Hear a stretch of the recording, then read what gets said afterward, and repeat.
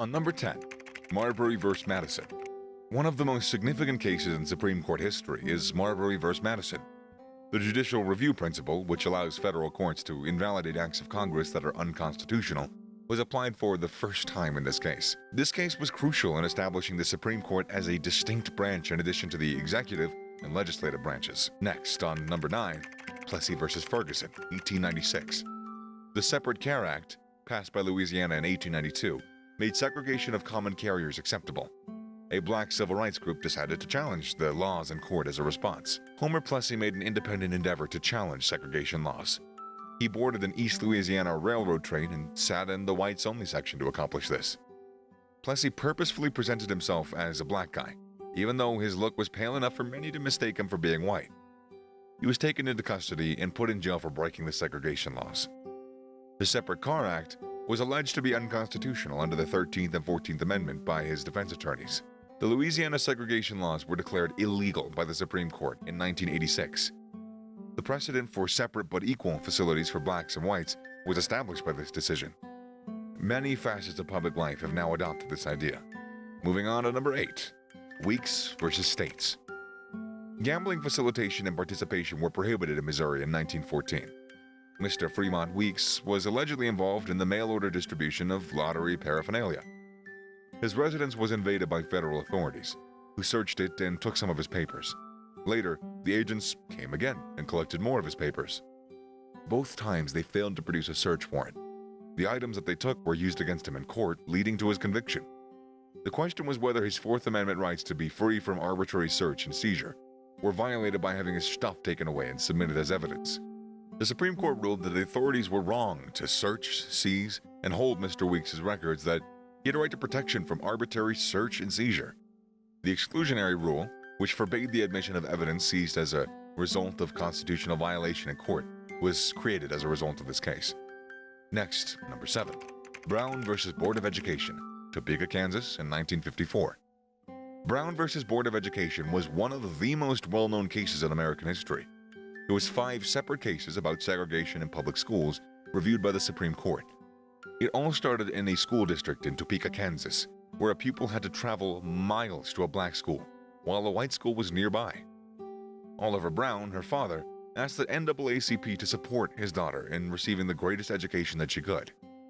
Thurgood Marshall, the leader of the NAACP, challenged segregation laws because they were unconstitutional under the 14th Amendment. All citizens had the right to equal protection under the law, according to this amendment. The state responded that Plessy v. Ferguson established the precedent, and therefore the laws must remain in place. The Plessy case precedent was overturned by the Supreme Court in a decision that sided with the Brown family. The civil rights movement was aided in its development by this choice. On number 6, we have Engel v. Vital. The New York State Board of Regents created and approved a prayer in the 1950s that it claimed to be non-denominational. The board suggested that pupils in public schools perform the prayer voluntarily each morning.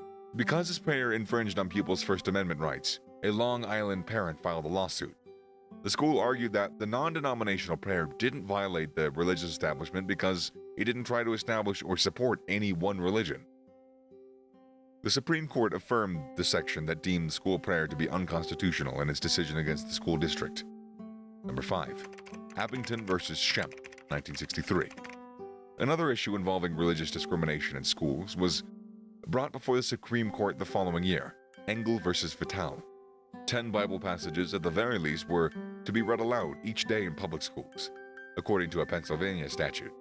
The father from the town of Abington, called Edward Shemp, filed a lawsuit against the school system, alleging that this Bible study violated the First Amendment. The school district then filed an appeal with the Supreme Court after the district court decided in Shemp's favor. The district court's ruling that the prayer statute was unconstitutional was sustained by the Supreme Court.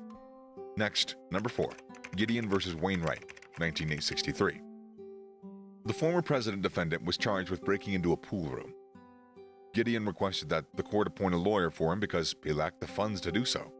Because he hadn't committed the grave offense like rape or murder, his request was turned down. He was found guilty after being forced to provide his defense.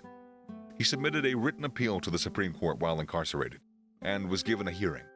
Lawyers clamored to be part of his defense, alleging that his right to a fair trial had been breached because the case had garnered so much publicity. Regardless of the offense, the Supreme Court affirmed his opinion that every person must be given access to legal representation if they are unable to do so on their own. Coming to number 3, Arizona versus Miranda, 1966. Ernesto Miranda, a native of Arizona, was detained and accused of kidnapping and raping a local woman. After being arrested, he was questioned for 2 hours without ever requesting counsel. He confessed to the crime after being questioned.